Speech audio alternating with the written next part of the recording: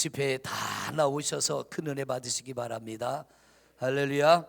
자, 오늘도 앞뒤좌우로 인사합니다. 사랑합니다. 반갑습니다. 축복합니다. 큰 은혜 받읍시다.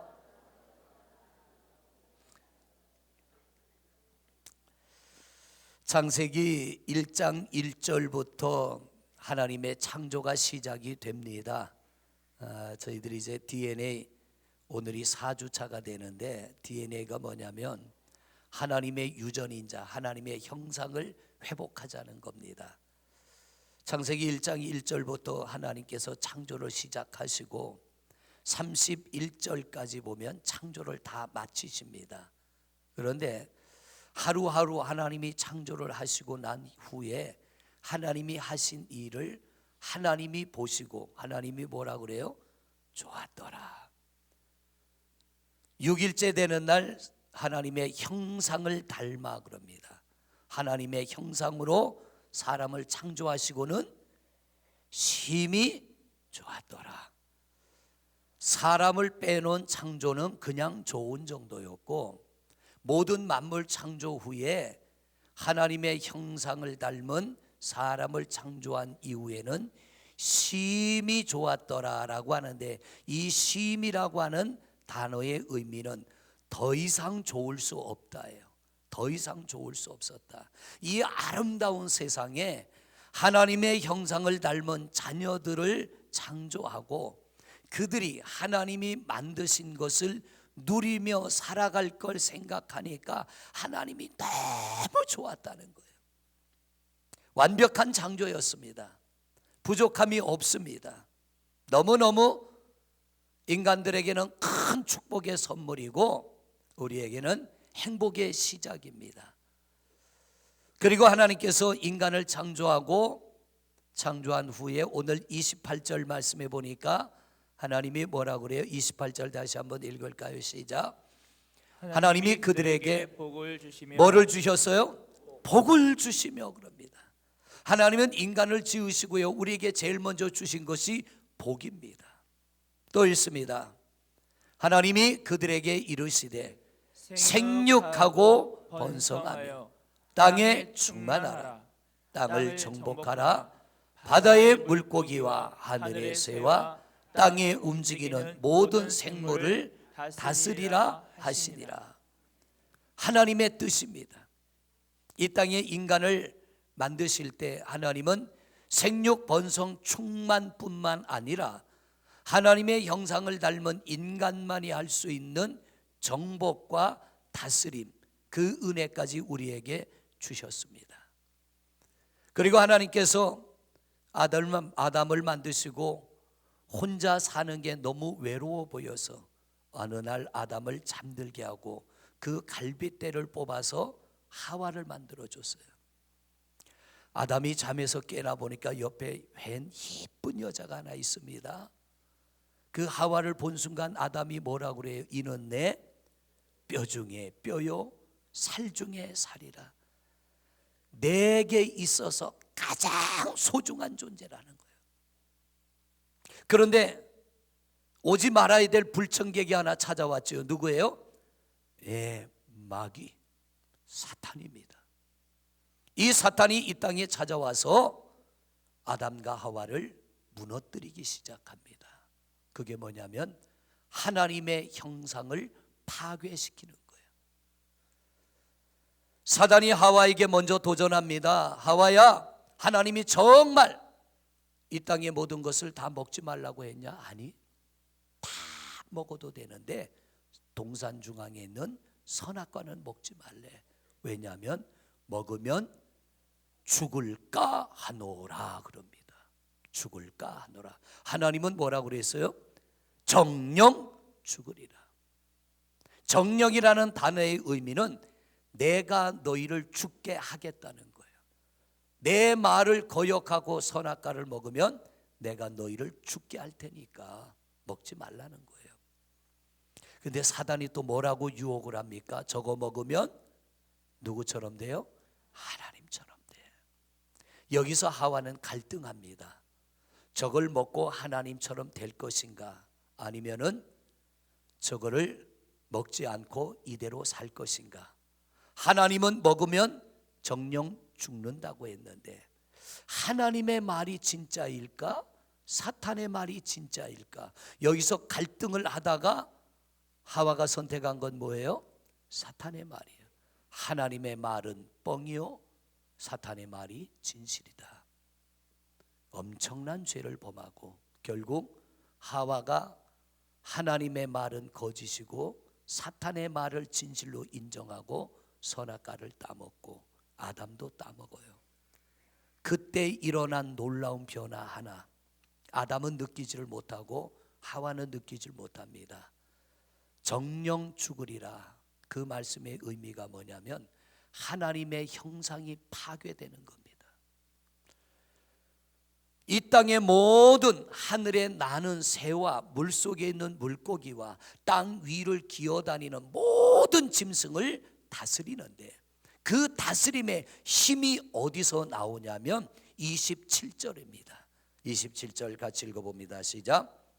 하나님이 자기 형상 곧 하나님의 형상대로 사람을 창조하시되 남자와 여자를 창조하시고 하나님께서 아담에게 하와에게 동산에 있는 모든 것들을, 이 땅의 모든 것들을 너희가 정복해라 다스려라 할 수 있는 권한을 부여한 것은 하나님의 형상을 닮아 지음받은 하나님의 자녀이기 때문에 하나님께서 하나님의 형상을 우리에게 불어넣어 주심으로 인간은 그 일을 할 수가 있었던 거예요.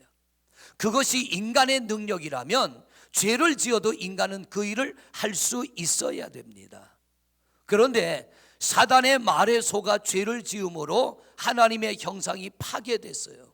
그게 뭐냐면 영성이 파괴된 겁니다. 지성이 파괴된 거고요. 하나님의 성품이 망가졌습니다. 하나님의 형상은 세 가지입니다. 하나님의 영성, 하나님의 영이 우리 안에 임한 것이고, 하나님의 지혜가 임한 것이고, 하나님의 성품이 우리 안에 임한 겁니다. 그런데 사단의 말에 속아서 선악과를 따먹는 순간 이게 파괴가 됩니다. 아담의 말이 바뀝니다. 내 뼈 중에 뼈요 살 중에 살이라는 아담이 선악과를 따먹은 이후에 하나님께서 아담에게 묻습니다. 네가 왜 그랬냐? 너 왜 먹었냐? 그때 아담의 말이 어떻게 변해요? 하나님이 만들어준 저 여자. 인간의 성품이 바뀌었어요. 내 뼈 중에 뼈요 살 중에 살이라고 하는 아담의 말이 하나님이 만들어준 저 여자 때문에 망가졌다는 거예요. 오늘 우리가 하나님 앞에 예배하는 가장 큰 목적 중에 하나, 이유 중에 하나는 이 형상의 회복이 돼야 됩니다. 할렐루야. 하나님의 형상이 회복돼야 돼요. 그래야 우리는 하나님의 영적인 것이 회복되어지고 탁월한 하나님의 지혜가 우리 안에 임할 것이고 하나님의 성품 또한 회복되게 될 줄로 믿습니다. 요즘 우리나라 드라마 보면 주제가 다 똑같지요? 맨날 모든 드라마, 제가 오늘 설교 준비하면서 세봤어요. 우리나라 드라마가 월화 드라마, 수목 드라마, 주말 드라마, 일일 아침 드라마, 세계 방송사에서 만들어내는 드라마가 몇 개쯤 될 것 같아요? 임마누엘? 어차피 틀릴 거예요. 우리나라 일주일에 나오는 드라마가 몇 개나 될 것 같아요? 24개더라고요. 드라마가 24개예요. 그런데 그 중에 비슷비슷한 내용들이 보면은 자식을 낳았는데 어찌하다 잃어버렸고, 뭐 시장 가다 잃어버렸고, 어쩌다 잃어버렸고, 그런데 자식이 커가지고 찾아왔는데 엄마가 못 알아봐. 그런데 자식은 엄마를 알아봐. 내가 당신 딸입니다 그러는데 이 나쁜 년아, 네가 내 재산 탐나서 그러지. 그리고 딸을 막 구박합니다. 그리고 끝에 가면 어떻게 해요? 미안하다, 네가 내 딸이구나 끌어안고 엄마가 잘해줄게. 이제 그러고 끝나는 게 우리 드라마예요. 드라마가 거의 비슷해요. 거의 비슷해.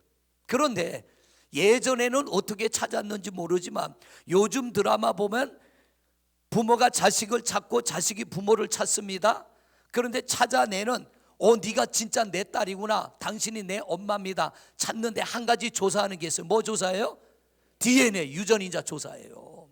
생긴 게 닮아서가 아니고요, 병원에 가가지고 네 머리카락 뽑아, 내 머리카락 뽑아 검사해 주세요. 그런데 또 드라마가 길게 가려면 중간에 하나 누가 껴가지고 머리카락 바꿔치기 해. 드라마가 너무 비슷해. 보지 마세요. 결과만 보면 돼. 인터넷 들어가서 모두 다 쿵따리 요즘 나오는 거 있더라고요. 모두 다 쿵따리가 나오는데 보니까 유전자 검사를 하는데 중간에 하나 바꿔치기 해. 그래갖고 친딸과 친엄마가 못 만나게 해. 그러면 뭐가 궁금하냐면 언제 저것들이 서로 만날까. 그래가지고 또 열심히 봅니다. 봐봐야 끝날 때쯤 되면 끝나기 한 3, 4회 전에 만납니다. 그리고 미안해, 그리고 울고 부둥켜 갖고 이제 잘해줄게 엄마 딸아, 그리고서 이제 울고 불고 끝나는 거예요. 안 봐도 드라마요. 그런데 찾아내는 핵심 증거가 뭐냐면 DNA. 부모의 DNA는 자식에게서 나타난다는 거예요. 부모 속에 있는 게 자식 안에 있는다는 겁니다. 우리는 하나님의 형상을 닮은 하나님의 자녀입니다. 하나님의 DNA가 우리 안에 있어야 돼요. 그런데 그게 없으면 하나님의 자녀가 아닙니다. 그게 뭐냐면 하나님의 영성입니다. 하나님의 영, 성령이 우리 안에 임해야 될 줄로 믿습니다. 하나님의 영이 임할 때 나타나는 것 중에 하나가 뭐냐면 하나님의 지혜입니다. 그리고 하나님의 성품이에요. 하나님의 인자하심과 자비하심과 긍휼하심의 성품이 하나님의 형상이 회복되면 나타나는 거예요. 저도 꽤나 예민한 사람 중에 하나였습니다. 굉장히 예민했어요. 성도들의 말 한마디, 성도들의 행동 하나, 회의하다가 누가 반대하면 그려 이 집사 두고 보자. 그게 저였어요. 과거의 제 모습. 그런데 점점점 하나님의 형상이 회복되면서 하나님의 성품을 조금씩 닮아가기 시작합니다. 예전에는 그려 두고 보자 하던 그런 마음들이 점점 없어지고요, 무뎌지기 시작합니다. 그런 거에 대한 무딤, 예민한 게 있습니다. 은혜에 대한 예민함. 하나님이 이런 은혜 주셨는데 내가 하나님 앞에 어떻게 감사할까? 하나님 앞에 어떻게 영광 돌릴까? 하나님의 형상이 회복될수록 내게 불편한 것에 대해서는 무뎌지기 시작하고 하나님이 주신 은혜에 대해서는 예민해지기 시작합니다. 그런데 하나님의 형상이 파괴가 되면 반대가 나타나요. 나를 불편하게 하는 것에 대해서는 예민해집니다. 하나님, 이 세상에 교회도 많은데 어떻게 저런 사람을 이 교회에 보내주셨습니까? 저를 옮겨주시든지 저 성도를 옮겨주든지 둘 중에 하나를 옮겨주세요. 한 공간 안에서 예배하는 자체가 고통입니다. 언제 그랬다고요? 단양 있을 때, 단양에서 목회할 때 제가 그런 기도를 2번 했어요. 하나님, 저 성도를 옮겨주든지 나를 옮겨주든지. 근데 그런 사건들을 통해서 또다시 하나님을 경험합니다. 그때 하나님이 깨닫게 하시는 게 뭐예요? 내가 잘못됐다는 것, 대단히 잘못됐다는 것. 그냥 조금 잘못된 게 아니라 내가 대단히 잘못됐다는 걸 깨닫고요, 그렇게 보기 싫었던 성도, 하나님의 영이 이 안에 임하니까 가서 그를 부둥켜 안습니다. 그리고 그를 끌어안는데 눈물이 푹 터져 나옵니다. 왜냐하면 그도 은혜 받고 사랑받으려고 나왔는데 이제 자라나는 과정인데, 애들도 그렇잖아요. 애들도 태어나서 보면 아무데나 먹고 싸고 기저귀 벗겨놓으면 어떻게 해요? 아무데 가서나 쌉니다. 애들이니까, 자라나는 과정이니까. 손주 녀석 과자를 주면요, 지 입에 맞는 거는 그냥 자기가 먹어요. 근데 자기 입에 안 맞는 거는 옆에 있는 사람 입에다 그냥 집어넣어. 그것도 안 되면 아무 구석에 갖다 집어넣어. 여기저기다 숨겨놔. 자기 입에 맞는 거는 찾아 먹는데 입에 안 맞는 건 주면은 아무 데나 집어넣어. 어떤 데 서랍 열고 집어넣고 여기저기 집어넣어놔요. 자라나는 과정이기 때문에 자라나게 되면 그렇지 않을 거예요. 성도들의 신앙 속에 하나님의 형상이 회복되는 과정 속에는 이런 현상들이 나타나는 거예요. 근데 그걸 모를 때는 그걸 견디지를 못하는 거예요. 또 제 안에 하나님의 형상이 더 회복되지 않을 때는요, 그런 것들 때문에 너무 불편함을 느끼는 거예요. 잠을 못 잡니다. 같이 밥을 먹는 자체가 불편합니다. 같이 자동차를 타고 어디 가는 게 불편합니다. 예를 들어 신방 간다면 그분이 오는 건 너무 불편한 거야.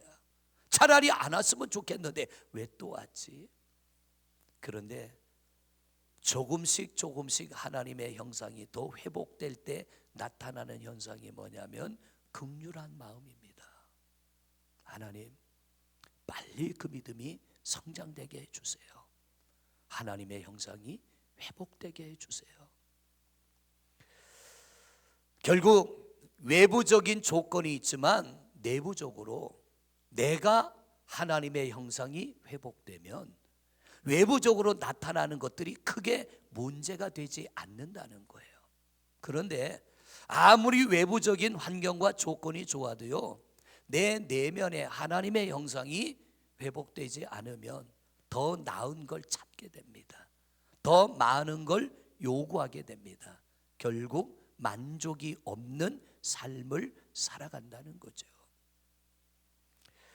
우리는 하나님과 신앙의 주파수가 잘 맞아야 될 줄로 믿습니다. 그게 뭐냐면 여러분들이 오늘 예배하는데 여러 가지 이유가 있을 겁니다. 하나님, 이것 좀 되게 해주세요. 저거 좀 되게 해주세요. 요즘은 이제 자녀들이 수능을 앞두고 있는데 원하는 학교에 갈 수 있게 해주세요. 경제적으로 어려운데 하나님 좀 길을 열어주세요. 내 몸에 건강도 주세요. 우리 가정에 평안도 주세요. 오늘 이 자리에 있는 여러분들이 그 어떤 조건이 있어서 오셨을 수도 있습니다. 그런데 우리 신앙의 가장 중요한 조건은 뭐냐면 하나님의 형상의 회복에 초점을 맞추시기를 바랍니다.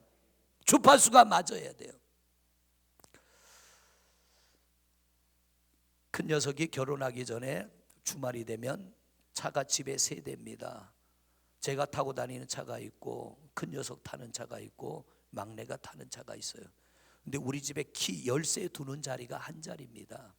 어떨 땐 급해서 열쇠를 들고 쫓아 내려가서 문을 여는데 안 열려요. 왜냐하면 열쇠를 잘못 들고 왔어.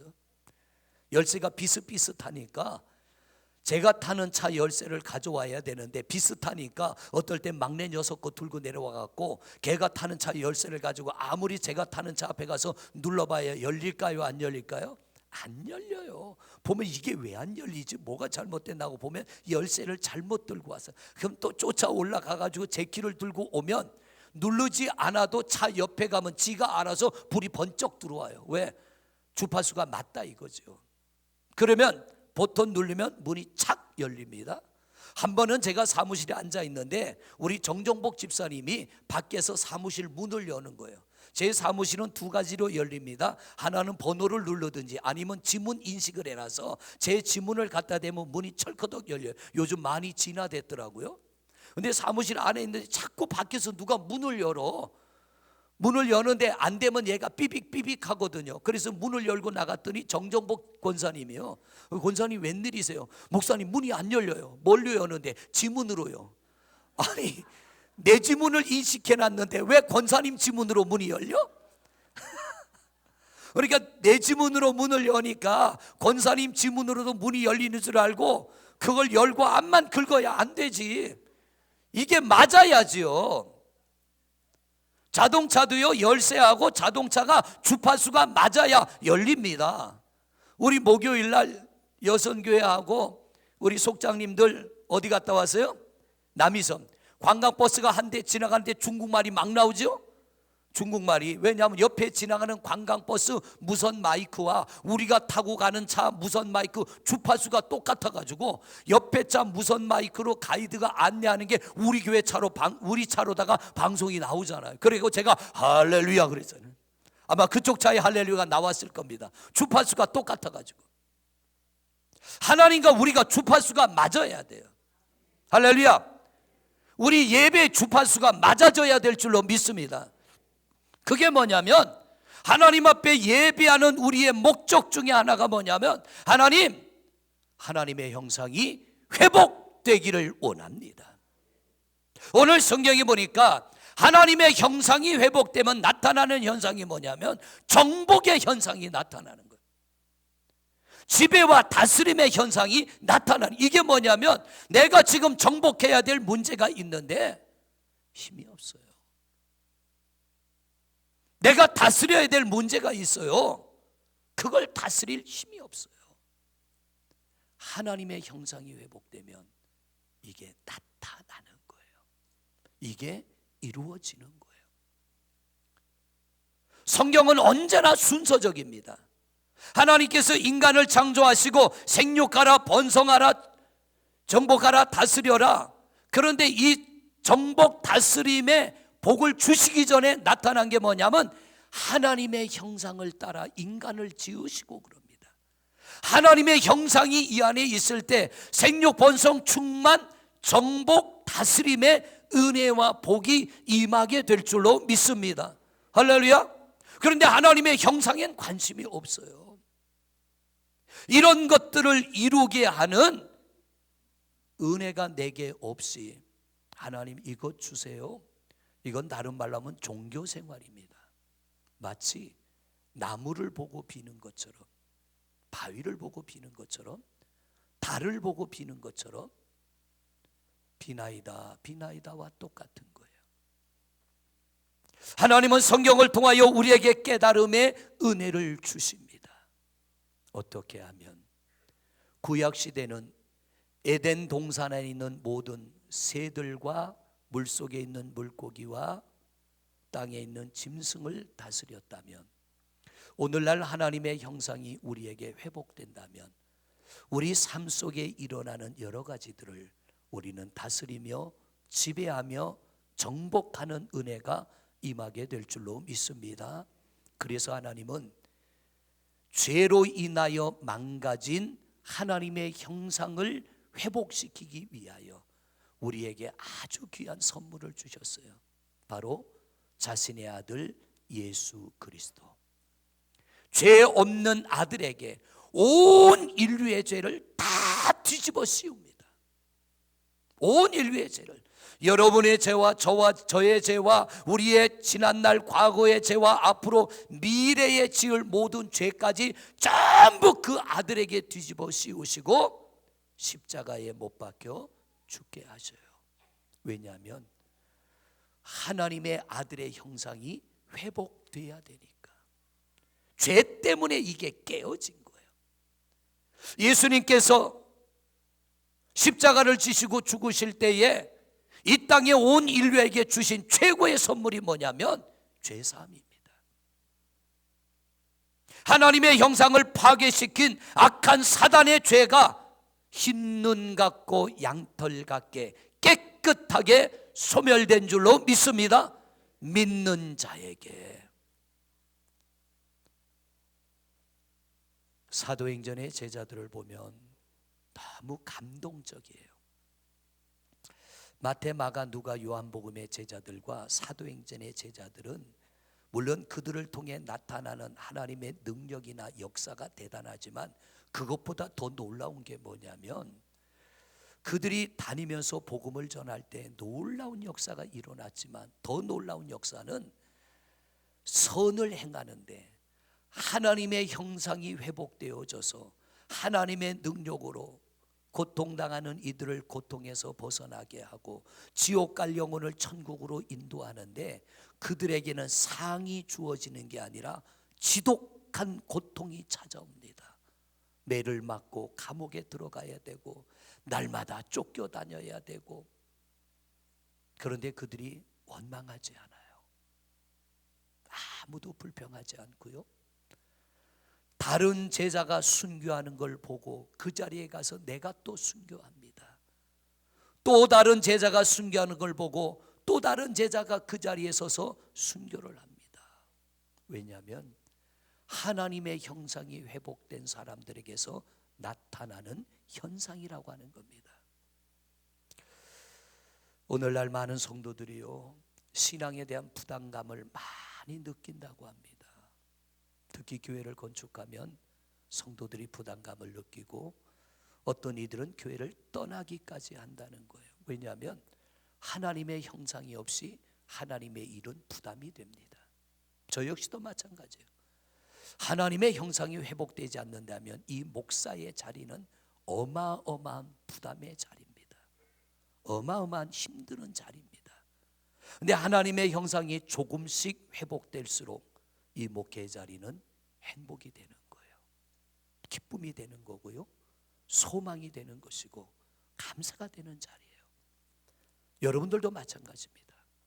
하나님의 형상이 회복되면 하나님의 일이 여러분에게 기쁨이 될 줄로 믿습니다. 하나님의 형상을 회복한 사람들의 이야기가 성경에는 많이 나오는데요, 여러분들에게 오늘 또 요셉의 이야기를 하려고 합니다. 잘 들으셔야 돼요. 아버지 야곱으로부터 하나님의 형상이 회복된 요셉입니다. 그런데 형들에 의해서 이 하나님의 형상이 파괴될 수 있는 엄청난 사건을 만나잖아요. 우리가 성경으로 읽으니까 그렇지, 누군가가 형들에 의해서 동생이 그렇게 참혹하게 종으로 팔려가는, 성경에 보면 최초의 인신매매가 바로 요셉의 형들입니다. 동생을 죽이려다가 세마포 옷이 갈기갈기 찢어지고 짐승의 피를 묻혀 요셉의 형들이 그 옷을 아버지 야곱에게 갖다 주고 우리 동생이 짐승들에게 뜯어 먹혀 죽었나이다. 억울하게 세마포 옷이 벗겨지고 종의 옷을 입고 애굽의 종으로 팔려갑니다. 그런데 요셉은 하나님의 형상은 찢기지를 않아요. 하나님의 형상은 그대로 지니고 종생활을 합니다. 요셉을 종으로 사들인 보디발이 볼 때에 이런 사람이 자기 집에 종으로 들어온 건 너무 큰 복이에요. 그래서 요셉에게 모든 걸 다 맡깁니다. 충성되게 요셉이 종생활합니다. 성경에 보니까 하나님이 함께 하심으로 형통한 자가 되어. 할렐루야. 여러분, 찢겨져도요, 내 삶이 찢겨지고 파괴되고 무너져도요, 하나님의 형상을 잃지 않으면 하나님이 함께 하실 때 여러분에게도 형통함의 은혜가 임하게 될 줄로 믿습니다. 그런데 그렇게 하나님의 형상을 지켰던 요셉에게 또 하나님의 형상이 파괴되는 사건을 맞이하죠. 주인의 아내 때문에 억울한 누명 쓰고 이제는 종의 옷도 아닌 죄수의 옷을 입는 거예요. 사람이 죽을 때까지 입지 말아야 될 게 죄수의 옷입니다. 억울하게 죄수의 옷을 입고 감옥 안에 들어가도 이 요셉은 하나님의 형상을 잃어버리지 않아요. 오히려 이 하나님의 형상을 가질 때 다른 사람은 할 수 없는 일을 하나님이 요셉에게 할 수 있는 은혜를 부어주셔요. 그게 뭐냐면 꿈을 해몽하는 것. 감옥 안에 있는 두 죄수의 꿈을 해몽하는데 그 꿈이 그대로 이루어지고 하나는 회복이 됩니다. 바로가 꿈을 꿨습니다. 무시무시한 꿈을 꿨는데 해몽을 못해요. 그때 감옥 안에서 꿈을 해몽하고 풀려났던 그 술 만들어 바치는 관원장이 바로에게 뭐라고 합니까? 감옥 안에 있는 요셉에게 당신의 꿈을 말하면 그 요셉이 당신의 꿈을 해몽할 겁니다. 죄수의 옷을 입고 바로 앞에 나타난 요셉, 바로의 꿈 이야기를 듣자마자 그대로 해석을 합니다. 그때 바로가 뭐라고 합니까? 우리가 어디서 이렇게 하나님의 영에 감동된 사람을 만날 수 있겠느냐? 그 말이 곧 뭐냐면 하나님의 형상을 지닌 자를 어디서 만날 수 있겠느냐요. 많은 신하들 앞에서 왕이 말합니다. 이 요셉에게 세마포 옷을 입혀라. 손에 자기만이 낄 수 있는 인장 반지를 빼서 요셉의 손에 끼워줍니다. 버금수레, 황금수레를 태워라. 애굽의 백성들아, 요셉을 보고들랑 그 앞에 다 엎드려라. 요셉의 말에 복종해라. 내가 요셉보다 나은 건 왕이라는 자리를 가졌을 뿐 모든 이 땅을 다스리는 권한은 요셉에게 있느니라. 그러므로 요셉을 거역하는 건 나 바로를 거역하는 것이고, 요셉에게 엎드리는 자는 나에게 엎드리는 것이니까 요셉에게 엎드려라. 어떻게 이런 놀라운 일이 일어나요? 하나님의 형상을 잃어버리지 않았기 때문에, 하나님의 영성과 하나님의 지성과 하나님의 성품을 잃어버리지 않았기 때문에. 요셉이 어마어마한 복을 받아서 애굽의 총리가 됐습니다. 자기를 죽이려다 팔아먹은 형들을 만났을 때 요셉은 하나님의 형상을 잃어버리지 않아요. 우리는요, 어려워도 하나님의 형상 잃어버리지 말고 잘 돼도 하나님의 형상 잃어버리지 않는 여러분이 되시기를 바랍니다. 할렐루야. 어떤 이는 너무 어려워서 하나님의 형상 잃어버리는가 하면, 어떤 이는 너무 잘 돼서 하나님의 형상을 잃어버리는 거예요. 안타까운 일이죠. 지금 우리나라 걱정하는 분들이 많아요. 저도 걱정이 돼요.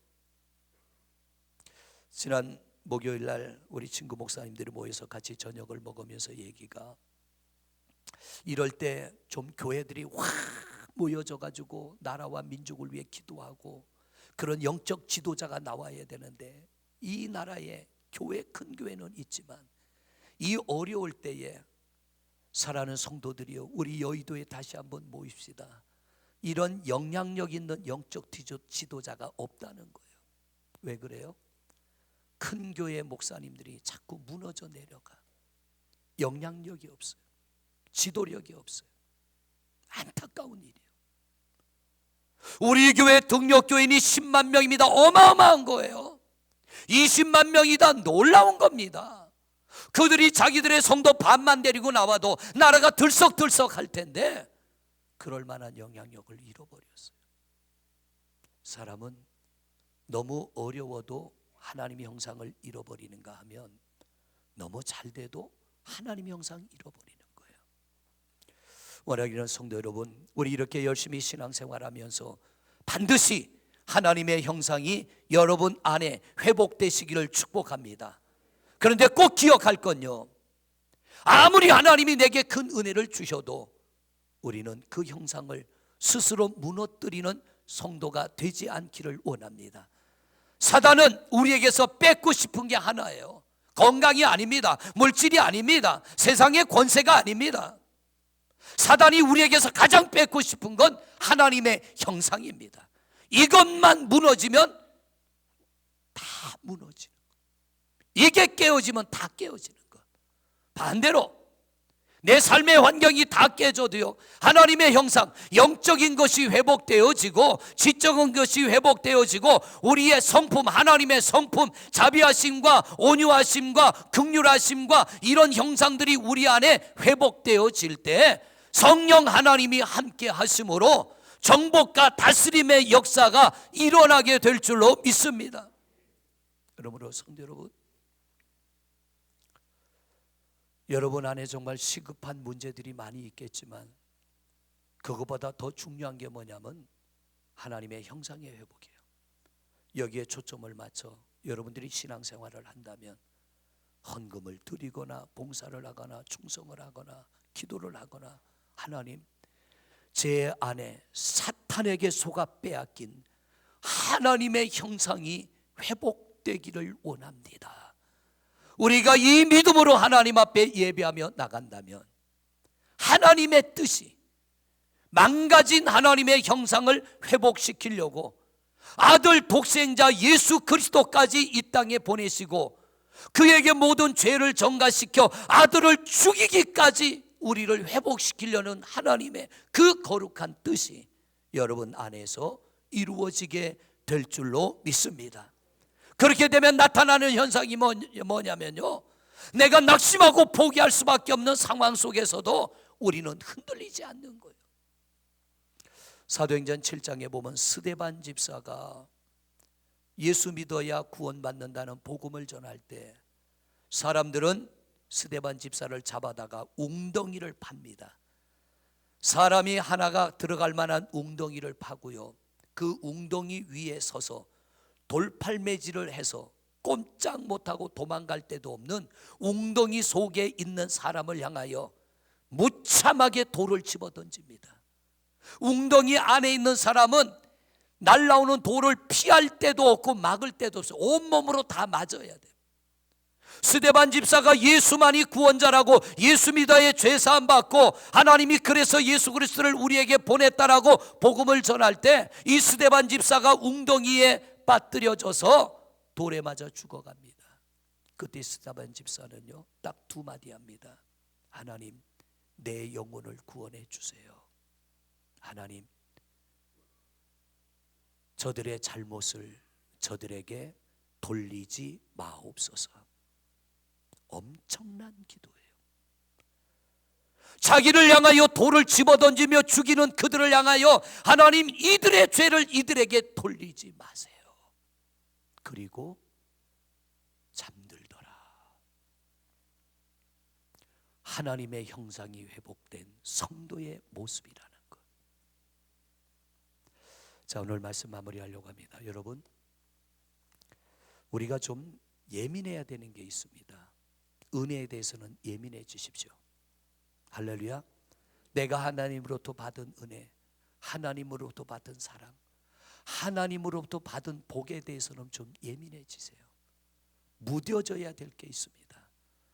나를 불편하게 하고 나를 힘들게 하는 것들에 대해서는 좀 무뎌지시길 바랍니다. 근데 그것은 그냥 되는 게 아니고요, 하나님의 형상이 회복되면 그럴 수 있지 뭐.